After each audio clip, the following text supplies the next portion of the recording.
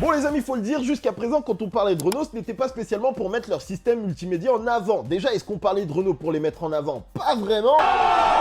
Mais là, dernièrement, je suis allé découvrir la nouvelle Mégane électrique et j'ai pris une grosse claque dans la tête. Je ne m'y attendais pas, mais le bond en avant sur le système multimédia est complètement fou. Première étape, la qualité d'intégration des écrans, parce qu'il y a encore pas si longtemps, on avait ce gros pylône qui sortait du tableau de bord sur les versions haut de gamme, et là, c'est impressionnant. Vous avez deux écrans de 12 pouces derrière le volant et de 12,3 pouces en position portrait dans la zone centrale qui viennent former une sorte de dalle complète, très bien finie. Honnêtement, c'est mieux fait qu'une Volkswagen Golf 8 qui est censée être au-dessus de Renault. Et surtout, c'est clean, intégré dans le tableau de bord de manière intelligente. Je le sais, tout le monde n'est pas pour le tout écran dans un véhicule, moi-même je suis d'accord, malheureusement c'est le chemin que prennent les constructeurs et tant qu'à faire, autant qu'ils le fassent correctement s'ils font ce choix-là. Et dans cette nouvelle Renault Mégane, j'ai pris une claque quand je suis monté dans le truc et que j'ai dit waouh, oh, punaise, ils ont mis du budget là-dessus, ça se voit, ça se sent. Et le pire, c'est que tu te dis, ok, ils ont mis du budget, mais du coup, on connaît les systèmes Renault, ça va ramer. Et là, je commence à m'amuser avec la carte, et j'ai pété un plomb. La réactivité est au top. C'est magnifique, regardez cette réponse incroyable. En fait, ce qu'il faut comprendre, c'est que c'est fini le système Airly qui était trop lent et qui nous faisait galérer et t'avais envie de sortir ton téléphone en 2 secondes. Là, on parle d'un système qui tourne sur Android Automotive Services. Donc, grosso modo, t'as l'équivalent de ton smartphone directement intégré dans la voiture. C'est 7 fois plus rapide que ce que tu peux avoir actuellement dans la Clio 5, dans le Renault Captur ou dans le Renault Arcana. 7 fois plus rapide et ça se sent directement. Le truc en plus qui déboîte, c'est que tu as la reconnaissance vocale Google qui, à mon sens, est la meilleure actuellement. C'est-à-dire que très simplement, tu dis OK Google, désolé si des téléphones se sont lancés, et bim, tu peux demander n'importe quoi à la voiture, elle va te suivre. Mais ça va forcément plus loin que nos téléphones, donc c'est littéralement connecté à toutes les données de la voiture. Donc elle peut prendre en compte son état de batterie, tu peux lui demander de changer de mode de conduite, de changer la température, tu peux lui demander des trucs dont je suis même pas au courant. Elle va te suivre. Si par exemple tu lui demandes une destination, elle va non seulement te montrer comment y aller, mais également prendre logiquement en compte ton niveau de batterie, les points de recharge où tu devras passer et te dira à quel niveau de batterie tu vas arriver et tout ça s'ajustera en temps réel. C'est tellement fluide. Et la beauté de ce système, ce n'est pas seulement une belle intégration dans le tableau de bord, c'est également qu'ils ont pensé en termes d'ergonomie d'interface pour faire en sorte que ce soit le plus intelligent, le plus simple possible à prendre en main. Et franchement, j'ai été bluffé sur ce point parce qu'il y a encore quelques jours, j'ai essayé la DS4 et le nouveau système de Stellantis est stylé, mais par contre, il est un peu lourd et un peu trop fouillis. Là, ça va au plus simple. Tu as 5 raccourcis en haut de ton écran qui sont toujours présents et qui vont te permettre d'aller dans les points clés du véhicule. Donc, la navigation, la musique avec la possibilité de se connecter à son compte Spotify, Apple Music, Tizen, tout ce que tu veux via le Play Store, tu pourras récupérer ça. Tu as une zone dédiée à ton téléphone pour tout ce qui va être rappel, etc. Tu as une zone d'application avec le Play Store Android, donc imagine que dans 2 ans, il y a une nouvelle application de navigation au top qui sorte, tu peux la télécharger, donc vraiment tu es une voiture qui est connectée, toujours en train de se mettre à jour et évolutive, bon point, et après tu vas voir la zone dédiée au véhicule que l'on peut voir là, parce que maintenant une voiture c'est beaucoup trop technologie, il y a beaucoup d'options, donc il faut que tu aies une zone dédiée pour facilement pouvoir désactiver des trucs, comprendre à quoi ça sert, avoir des sortes de pseudo-tutos vidéo, et ils ont pensé à ça. Et ensuite, juste en partie basse, tu vas avoir la possibilité d'avoir tout ce qui est commande un petit peu lié au confort, donc climatisation avec des boutons physiques, mais également les petites options comme le volant chauffant, potentiellement des sièges ventilés. Tout ça est sur la partie basse, toujours affiché également, et c'est trop intelligent. C'est fou comme ils viennent de passer d'un niveau assez lambda où clairement tu montais dans la voiture et tu dis ah mais vas-y, je vais brancher mon téléphone, je vais me mettre Android Auto ou CarPlay, qui d'ailleurs reste disponible sur ce nouveau système. Et là, on vient de passer à un level où clairement, t'as plus envie d'utiliser ton téléphone. Tu te fies à ce que te propose la voiture avec ce contrôle vocal de haut niveau. Eh ben, c'est trop simple, tu dis à la voiture ce que tu veux, elle te le donne dans, allez, 96% des cas. Le seul bémol que j'ai pu trouver, c'est que ce grand écran derrière le volant manque de personnalisation. J'aurais voulu pouvoir tout contrôler, si je le souhaitais, à travers mon volant et le grand écran derrière. Sauf que ça, c'est pas possible. Des fois, tu sais que tu roules sur autoroute de nuit, t'as plus besoin de ce grand écran, tu voudrais l'éteindre, et si t'as besoin de changer facilement de musique, etc., tu voudrais le faire là, et là, j'ai l'impression que c'est pas possible. Et globalement, ce que Renault vient de proposer, ça m'éclate le cerveau tellement c'est efficace. Il faut laisser faire ceux qui savent faire. Et en l'occurrence, là, Google faisait mieux que Renault et tous les autres partenaires qu'ils avaient pu avoir précédemment. Et ça se ressent tellement fort quand tu montes de la voiture. Alors, c'est une révolution. On est au stade où on parle de révolution. Bref les amis, j'ai vraiment découvert une révolution que je n'attendais pas, chez un constructeur que je n'attendais pas, et du coup c'est que du positif pour l'utilisateur, et même pour la marque, c'est un très bon point, et ça va faire la différence quand la question de l'achat va se poser pour certains qui auraient peut-être regardé chez Volkswagen par exemple. Là, c'est du lourd, c'est efficace, et ça marche, et ça fait plaisir. Juste après ça, je vous laisse avec la présentation complète de ce système pour ceux qui veulent vraiment tout voir en détail, parce que moi, vous le savez, c'est le genre de truc qui me plaît, donc j'ai pris le temps de tout filmer. Pour ceux qui apprécient, dites-moi ce que vous en pensez, et également, s'il vous plaît, likez cette vidéo. C'est important, ça fait plaisir. Je vous lis également dans les commentaires et je vous réponds si possible. Restez dans le coin si vous êtes nouveau, abonnez-vous, rejoignez-nous. On se dit à très bientôt pour de nouvelles aventures. Salut. Alors, les amis, je suis revenu revoir un petit peu l'interface de Mégane parce que la progression était tellement fun que je me suis dit qu'il fallait qu'on prenne un peu le temps de venir voir plus en détail toute l'évolution qui a été proposée sur cette nouvelle génération d'interface parce que vraiment, c'est un très très gros niveau. Donc, je suis avec Marc Pinel qui est responsable de tout le design interface, c'est ça? Voilà. Et du coup, je vais vous demander de me présenter un peu plus en profondeur les nouveautés qu'on a sur cet écran.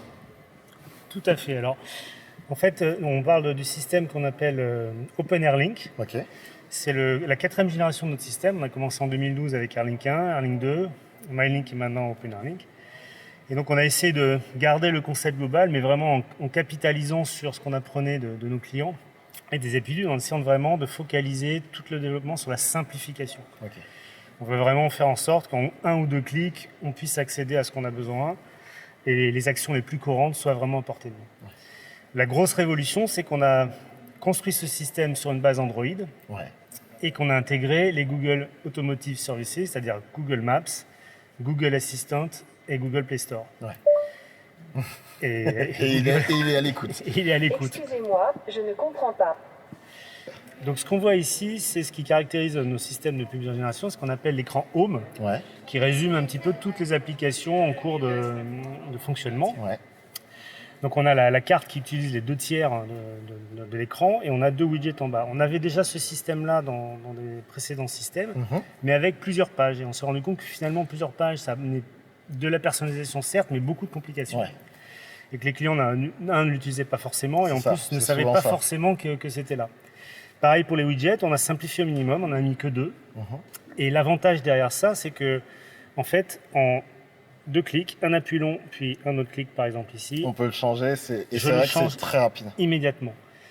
Pareil pour celui-là, je peux en faire 2 d'affilée, évidemment. Hein, okay. Ah oui, ok, top. Je peux juste le faire un par un. Oui, ça c'est bien. Je peux aussi, en un clic, réduire les widgets pour avoir vraiment l'information minimale et vraiment maximiser la carte pour bénéficier de ce grand écran. Ouais. Et puis je peux revenir pleine page comme ça. Okay.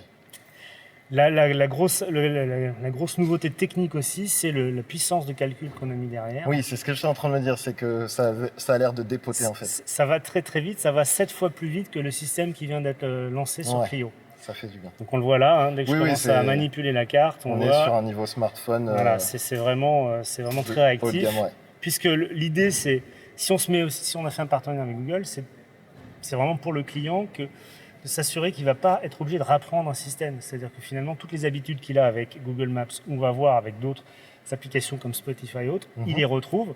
Donc on s'attend aussi on imagine que le client s'attend à retrouver les performances qu'il a dit d'avoir sur son téléphone. Ça ralentirait l'expérience en fait. Le plaisir, voilà. Donc évidemment, on retrouve ce qu'on appelle le One-Line Search chez Google qui permet de lancer une navigation en un seul clic, avec tout l'historique. On bénéficie là aussi de l'intelligence, je dirais, du cloud, parce que Google apprend évidemment de toutes les recherches que font des millions de personnes dans le monde pour avoir des résultats plus pertinents. Et ce que j'aime bien montrer comme exemple, si je tape CDG, il sait que c'est Charles de Gaulle Airport. Donc ça, c'est intéressant. On peut le faire par le vocal, je vais enlever le masque pour le faire. Oui. OK Google, conduis-moi à Marseille. Trajet vers Marseille en cours. Donc là, il calcule, donc ça c'est du classique, mais là où ça va être intéressant, puisqu'on est dans une voiture 100% électrique, c'est de pouvoir aller voir ce que le système me propose comme borne de recharge sur le trajet, et de voir en temps réel les différentes propositions, quel est le fournisseur d'électricité sur la borne, le niveau de charge quand je vais arriver, le temps de charge nécessaire, et très intéressant quand je lance la navigation. Prendre la direction nord-est.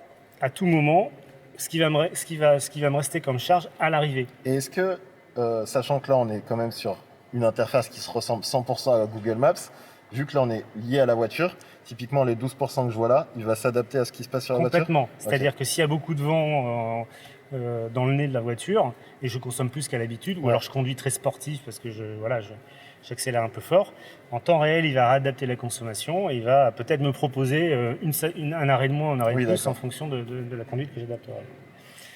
Là, ce qu'on voit ici en haut, c'est le menu. On passe d'un menu à 9 entrées à 5. On a simplifié aussi, donc moins de fatigue de décision. Le choix est beaucoup plus réduit. Et il est tout le temps affiché. C'est-à-dire où qu'on soit dans le système, le menu est toujours là, donc on n'est pas perdu. On sait à tout moment où cliquer pour revenir. C'est cool. Donc ça, c'est vraiment quelque chose d'important. L'intérêt aussi de travailler avec Google, c'est qu'on bénéficie, c'est vraiment un partenariat, des milliers de développeurs qui sont en Silicon Valley et ailleurs. Toutes les améliorations qu'ils vont apporter, puisqu'on apprend chacun l'un de l'autre, vont directement réintroduits dans le système. On va avoir des mises à jour via le FOTA, etc. Donc ça, c'est vraiment quelque chose d'intéressant. Et surtout, ni vous ni moi ne sommes capables aujourd'hui de dire quelle sera l'application phare qui peut-être va détrôner Waze demain. Oui, c'est vrai. C'est pas grave. Maintenant, avec un système ouvert qui va pouvoir mettre une mise à jour, il suffira en 2022 ou 2023 d'aller dans le Play Store, d'aller chercher la super nouvelle application qui vient d'arriver, de la télécharger. C'est surtout qu'un des trucs intéressants, c'est qu'il est surtout maintenant que Google Maps repose sur les données de Waze, je pense que, et vu la fluidité du système, il n'y a plus beaucoup de clients qui vont forcément aller chercher une application extérieure. Là, j'avoue qu'avec ce niveau de fluidité, j'ai pas spécialement envie d'aller ailleurs. Ça, c'est vraiment le pari qu'on s'est donné nous. C'est aujourd'hui, si on constate, quel que soit le constructeur, on va dire 90% des clients vous disent « Moi, je plug mon téléphone sur un Cradle parce que j'ai pas confiance dans le système. Donc, si on creuse un peu pourquoi ils n'ont pas confiance, ils n'ont pas confiance vis-à-vis du système, principalement de la navigation. Ce n'est pas le système global, c'est la navigation qui leur pose problème, parce que la carte n'est pas forcément mise à jour. On a tous vécu ça, tomber sur un sens interdit qui n'existait pas dans la carte. L'infotrafic n'est pas forcément très fiable. Là, on bénéficie du dernier système, les cartes sont toujours mises à jour. Donc tout d'un coup, là, on se dit, finalement, si je peux faire confiance à la carte, j'ai peut-être pas besoin de mon smartphone. Puis il y a l'expérience avec l'interface qui est beaucoup plus fluide. Et puis on a un écran énorme. C'est ça. Non, vraiment, on se retrouve face à un téléphone. Et alors, pour les aficionados, on aura quand même Android Auto et CarPlay. Mais là aussi, on sait bien, moi j'utilise aussi pas mal CarPlay aujourd'hui. Ça marche pas toujours, des fois ça bug, des fois ça reboot. Dans un tunnel, on perd. Donc là, si finalement j'ai les mêmes applications sur mon téléphone dans le système via le Play Store, j'aurais pas forcément besoin et envie de repasser par la réplication ou encore moins de plugger mon téléphone. Ce qui est intéressant aussi, c'est le Car World. Donc là, c'est vraiment tout l'équipement de la voiture que le client a acheté. C'est vraiment important de travailler sur ces pages-là et de façon didactique et esthétique, parce que aujourd'hui, quand on achète une voiture avec beaucoup d'options sont logicielles. C'est du soft, donc on ne les voit pas sur la voiture et on ne sait pas forcément qu'on les a. Et quand on sait qu'on les a, on ne sait pas forcément où elles sont, comment on les utilise, etc. Donc en fait, l'idée, c'est de vraiment proposer une interface qui soit didactique. Quand je décide par exemple ici de mettre la distance de suivi, je comprends de quoi il s'agit grâce à l'animation. On me donne toujours les petits pictos qui vont correspondre à ce que je vais voir dans le compteur. Donc quand j'ai des pictos qui s'allument au compteur, je comprends enfin à quoi ça correspond par rapport à, par exemple, l'angle mort. Là, on me montre bien que c'est l'histoire de l'angle mort du rétroviseur avec le petit picto que je vais retrouver dans le rétroviseur quand il y a une voiture qui apparaît. Alors, chose très importante aussi, on a voulu garder des commandes de clim physiques. Ça, c'est quelque chose qui est vraiment important. Donc, toutes les commandes de climatisation principales sont physiques. On a gardé quelques commandes digitales, comme le volant chauffant par exemple, pour tout ce qui est optionnel. Parce que ça nous évite d'avoir des boutons vides. Parce que ça aussi, les clients, ça les énerve, d'avoir acheté une voiture et d'avoir 3 faux boutons parce qu'ils n'ont pas les options. Là, finalement, les options sont là. C'est en un clic, je les active, je les désactive. Et à part ça, toutes les autres commandes sont en physique. Donc ça, il y a d'autres choses à savoir sur cet écran-là ? Là, on a fait le tour à peu près global. Et du coup, cet écran, est-ce qu'il y a des choses spécifiques Alors cet écran, il est assez intéressant aussi, c'est le compteur. Là aussi, on a voulu simplifier parce qu'on a de plus en plus d'informations dans un compteur. En plus, avec l'arrivée des écrans, on peut afficher beaucoup de choses. Donc finalement, on a un bouton ici, sur le volant, qui permet de mettre en avant une des fonctionnalités du compteur de façon prégnante. D'accord. Donc là, vous êtes passé sur la carte. On peut mettre la carte Google Maps sur le compteur. Ok. On peut se mettre en mode zen où justement on veut rien voir. Ou là, on a un résumé, ce qu'on appelle le mode classique. On a un résumé avec un compteur qui ressemble à peu près à un compteur traditionnel. Et donc le client, avec un appui successif, il y a quatre layouts différents, peut passer d'un compteur à l'autre. D'accord. On a ce petit bouton-là qui permet de rajouter des informations type widget, quelle que soit la vue dans laquelle on est. C'est-à-dire que finalement, c'est assez simple.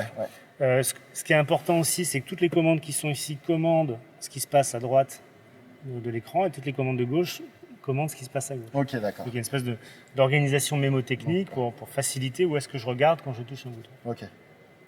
On a aussi remonté le bouton Multisense qui est dans nos voitures depuis un certain nombre d'années, qui était en partie centrale. En tirant des leçons de ce qu'on avait fait pour Alpine. Sur Alpine, on a mis le bouton comme ça pour passer le mode sport, mode race, et on s'est rendu compte que c'était finalement beaucoup plus agréable et ludique.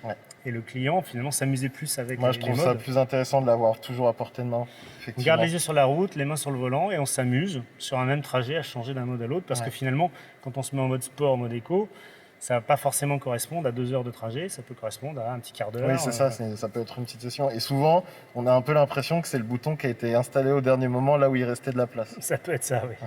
Et là, nous, l'idée, c'était vraiment de libérer la place au milieu. Oui, totalement. On est dans une voiture électrique, le bloc de climatisation a été poussé dans l'habitacle moteur, donc on libère de la place pour faire du rangement. On ne voulait pas remettre ni un levier de vitesse qu'on a mis au volant, du coup. ni d'autres commandes comme le multisense. D'accord, ok.